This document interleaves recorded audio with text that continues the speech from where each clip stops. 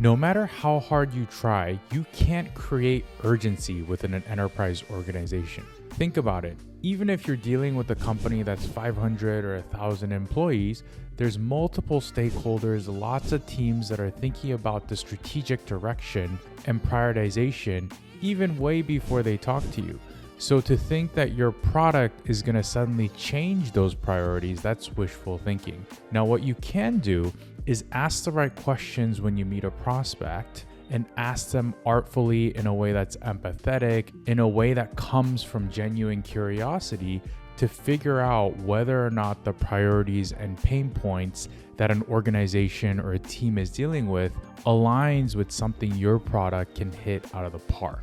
That's why the discovery phase of the sales process is so important. Now, I'll admit, a lot of sales teams and founders do it in a way that makes it feel like they're running through a checklist, but if you do it in an authentic, artful way, it feels more like a dialogue and it feels like you're aligning with the prospect versus selling at all costs and pitching them something that might not align with their priorities. Now you might say, well, what if the energy is great? What if the prospect says live on the call, this is exactly what I've been looking for? That's still not enough to qualify the prospect. That's still not enough to understand whether or not that person is going to be ready to purchase your software. You have to take that optimistic energy and dig deeper and ask things like, okay, well, if this is exactly what you wanted, how long have you been evaluating something like this? Is there budget already set aside? Are you planning to invest in this area this year or this quarter?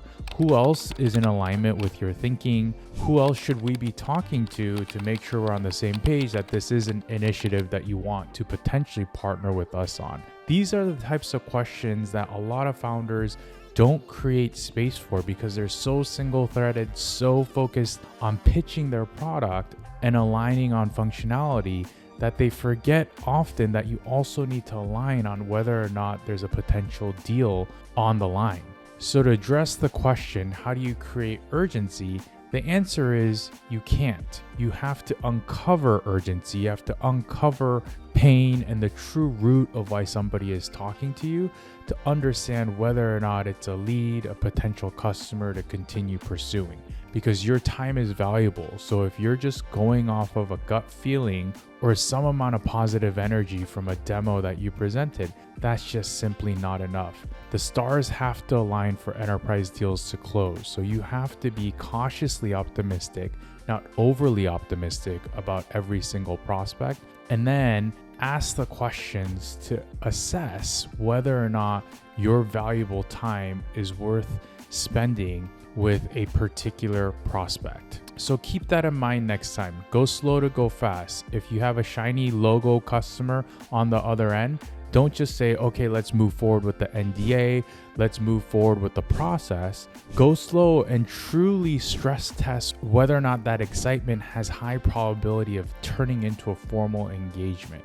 But you can leverage something like BANT. Ask about budget, authority, need, and timing in a way that, again, flows naturally, in a way that feels like a conversation, not a checklist. And I think you'll uncover that a lot of the deals you think you could close are likely not going to close and don't have the urgency that you thought they had. So the next time you send a third, fourth email to a prospect asking why they haven't gotten back to you, even after a great first call, ask yourself, what happened on that first call? Did you create enough space? Did you at least spend 15, 20 minutes talking about the true root of why somebody is talking to you? Or was the conversation dominated by your product, features, and a one-way dialogue pitch? Thanks so much. If this was a helpful video, please like and subscribe. I'd love to continue producing content for startup leaders, sales leaders, founders who are looking to create a more authentic approach to sales that values their time as well as the customer's time.